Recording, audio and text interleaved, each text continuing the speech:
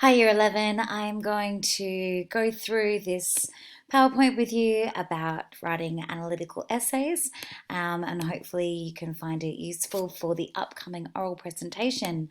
Okay, so there are lots of different ways to write essays.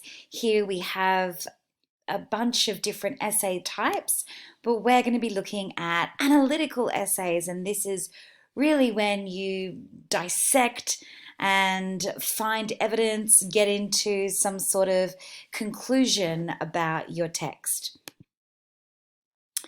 It is really important when you are writing analytical essays to plan, and that means that you probably need to use some sort of mind mapping technique before you get started. You can use the generate, sort, connect, and elaborate type of mind mapping to get to your ideas. You can use worksheets that I've given you to help you get there, but you really need to know what you want to say. What is your conclusion? It's almost like in science, when you are conducting an experiment, you have your hypotheses, what you reckon you're going to find, and then you go through your experiment to actually come up with your conclusion. It's the same with an analytical essay. You can have a personal voice in an essay, and I'll talk about this more in a minute. But you do also want to remain quite analytical. Sometimes it is best to refer to yourself as the reader or the audience. You might like to use we or us or as readers or as an Australian audience, but you can also refer to yourself specifically. Don't use colloquial slang language, and please don't use abbreviations or things like etc, i.e., e.g. Just write the word out. It doesn't mean retelling the story. I already know what the story is about, or the film is about, or whatever the text is. I know what's happened. A one sentence summary is fine for retelling, but you need to actually dig into it and think about hidden meanings or what's behind the techniques that are being used or the language being used. You can use I in an essay. I hear lots of students talking about this, and I think in the past, it was a very old-fashioned type of thing to say, no, you can never refer to yourself, but you can, particularly if you see the word you.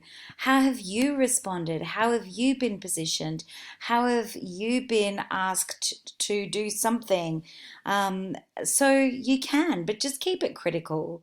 This is not a time to tell me about your own personal life. This is not a time to tell your marker about your own contextual experiences.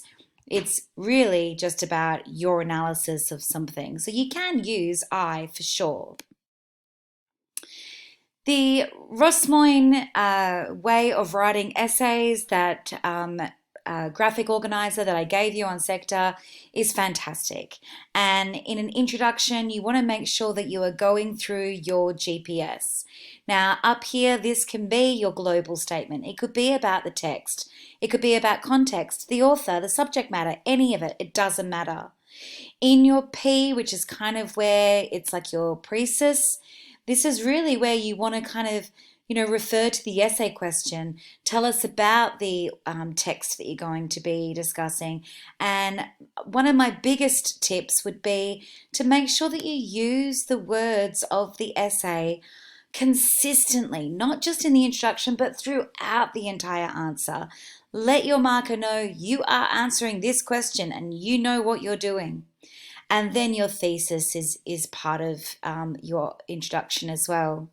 Here's an example that I did for The Sniper, which is a short story that we read when we were doing short stories. So I will leave this, I will obviously be uploading this video to Sector, but I'll also upload this PowerPoint so you can pause and have a look at this particular introduction. Your body paragraphs are just teal.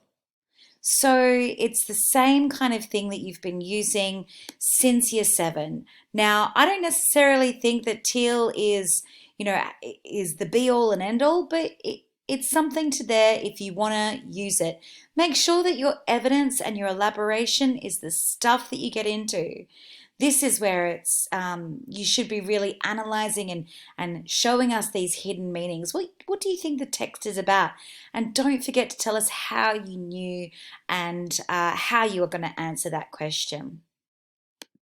Your conclusion, the RIP, is I like to call it the so what game. So what have you done with this analysis? What have you found out about this text?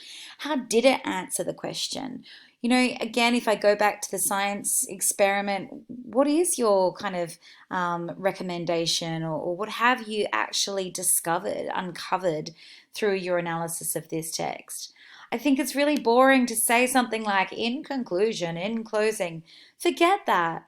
You know, the conclusion is a fun time to actually make some really cool links to the broader world, the bigger picture, our context. The conclusion is just as important as any other part of your essay. So again, here's an example that I've written, and you can pause when you watch this again to read that. I hope this was useful. Year 11, I tried to stay under 6 minutes, and I didn't succeed. Maybe next time. Thank you.